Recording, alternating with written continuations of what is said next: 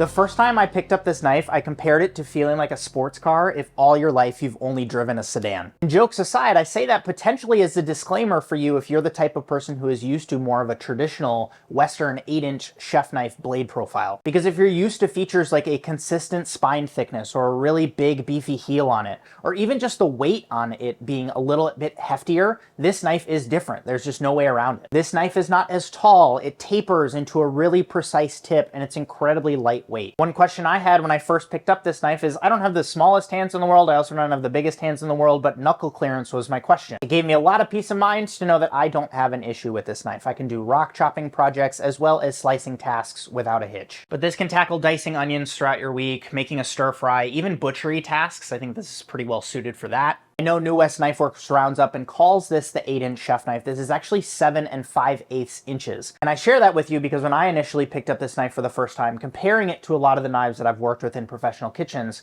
it was not only the height of the blade profile and the way that this tapers down and the lightweightness, but it was also the length of the blade, where I picked this up and I was like, whoa, this feels really nimble, and that's why. Using this knife across butchery tasks and produce prep projects, it certainly does act more like a slicer than it does a traditional chef knife, and that might be a pro for you. I'll just speak for myself here. The combination of the weight and the blade profile means that I have to put a little bit more control in my own hands. I can't rely on the knife to do as much of the work, but that might be a pro for you if you're the type of person who likes to get a little bit more tactile with the way that you're feeling the tasks on your board. And what that means versatility-wise is that I have large chunks of my day where I just look down and I see that this is the only knife that's out because it's the only one that I need for the tasks that I'm tackling. You've already heard me talk about the CPM S35VN steel, which does rock that 58 to 60 Rockwell hardness rating, as well as that incredible combination of toughness, edge retention, and stain resistance so you can keep on cutting. This one you see here does have the G Fusion handle with that aerospace grade G10 fiberglass composite. This comes in a range of different creative color palettes as well as a more minimalist black. If natural materials are more your preference, I recommend you check out the Desert Ironwood, which is incredibly sturdy and does have that more natural wood tone. Every single piece of this process is both sourced and made in the USA, supporting American manufacturing. And I almost forgot to mention, every single product that you're going to hear me talk about is backed by New West KnifeWorks 100% performance satisfaction